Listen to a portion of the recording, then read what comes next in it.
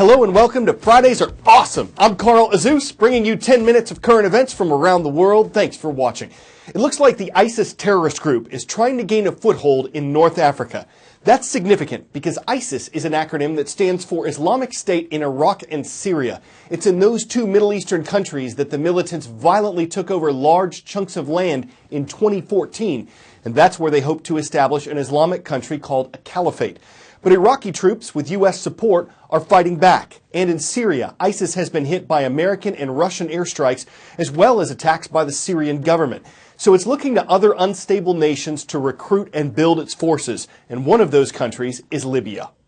ISIS is under a lot of pressure in Syria and in Iraq because of the military campaign by the U.S., but also, quite frankly, by the Russians and the Syrian regime. And so, therefore, they've been losing ground in Syria and Iraq and are actually telling recruits to go to Libya instead.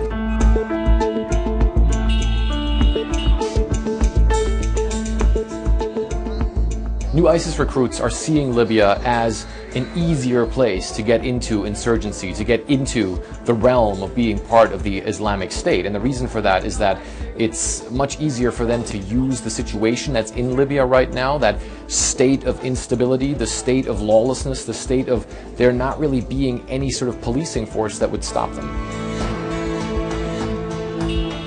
That's why so many new recruits are coming in at this point in time. And the U.S. says that they believe that the amount of ISIS fighters in Libya is somewhere between 4,000 and 6,000 fighters.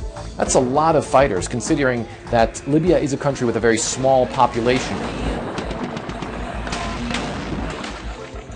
In Libya, ISIS is strongest in the former stronghold of Muammar Gaddafi in Sirte. In that town, ISIS was able to unfold, and they currently have quite a bit of territory around Sirte. They have about between 150 and 200 kilometers stretch of territory that they control. What they want to control in that area, and what's very important to them, is to try and control some of the oil and gas fields in Libya. That's their main aim. They want to have access to that because obviously it would make them very rich and very powerful. An internationally famous musician suddenly passed away yesterday. The artist known as Prince, whose full name was Prince Rogers Nelson, died at his home in Minnesota. He was 57 years old. Prince pioneered what's known as the Minneapolis sound. It's described as a mixture of synth, pop, and new wave. Some of his music was controversial and contributed to the creation of parental advisory labels on albums. Over the course of his career, which spanned from the 1970s until now, Prince won 7 Grammy Awards and was nominated for 30. The musician had canceled a concert earlier this month after saying he wasn't feeling well. On yesterday's roll call request page at CNNStudentNews.com, we heard from a Pacific island between Hawaii and the Philippines. We're talking about Guam. And in the community of Upper Tumon, it's great to see our viewers at St. John's School. From there, we're headed to the city of Champaign, Illinois. The Chargers are taking charge at Centennial High School. And in the town of Gilbert, Arizona, we've got the Cougars watching today. Cooley Middle School is on the roll.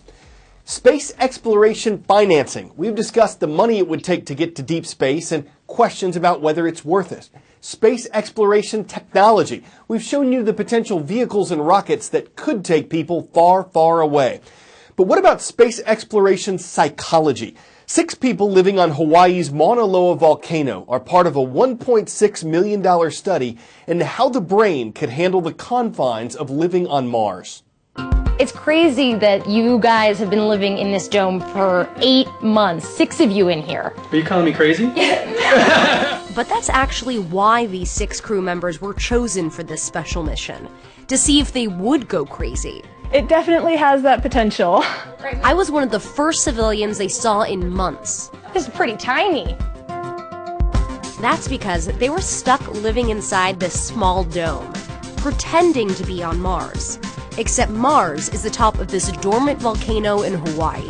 Some say this is the most Martian-like environment we have here on Earth. It's isolated, it's desolate, it's rocky, it's cold. I mean, I truly feel like I'm on another planet. They lived here because NASA needs to figure out a major problem.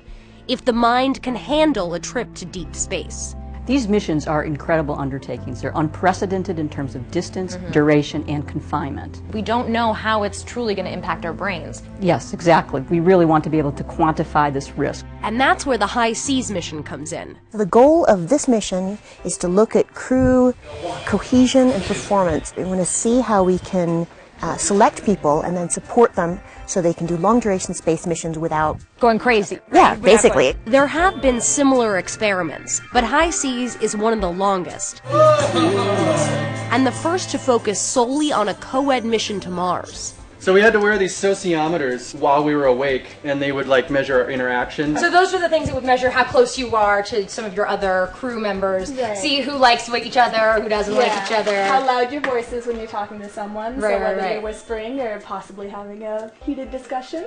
That never happened. Right. A Mars mission could last over a year. So researchers studied how the High Seas crew behaved during this extended period of time in this very confined space. Is there any place in this habitat where you have any privacy at all? Visual privacy, you can go Yeah, into your there's room and visual close the privacy. door, but there's absolutely no sound privacy at all. But it's not just how the crews get along. The data we're getting out is giving NASA engineers information about how much water crews use, how much food they eat, what kinds of food they eat, how much energy they use, how much space they need. This is the largest room in the house.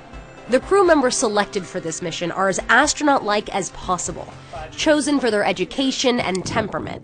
But even they had a hard time. I had to try different things. I had to like, okay, well maybe if I just go in my room and like stay away from people for a while, and that doesn't work. But if we want to make it to another planet, we need to figure out how to deal with these feelings of anxiety, depression, even boredom. We played board games about 5 nights a week. Did you guys get bored a lot so you needed the board games? Well, yeah, movies and TV shows and board games were about the only social activities we had. And NASA psychologists say that a very important part of keeping us happy is food. So this is where you guys did all your cooking. Yes. But this is not your typical cooking. I mean, you guys were dealing with freeze-dried food here. Yeah. Nothing really fresh. No. You can always find someone making something in here, so it's kind of the most social. Stepping into the legs. And whenever they went outside to simulate spacewalks, they actually wore a spacesuit. Having gone through this experience, would you still go to Mars? Absolutely. Would you go to Mars? Yesterday.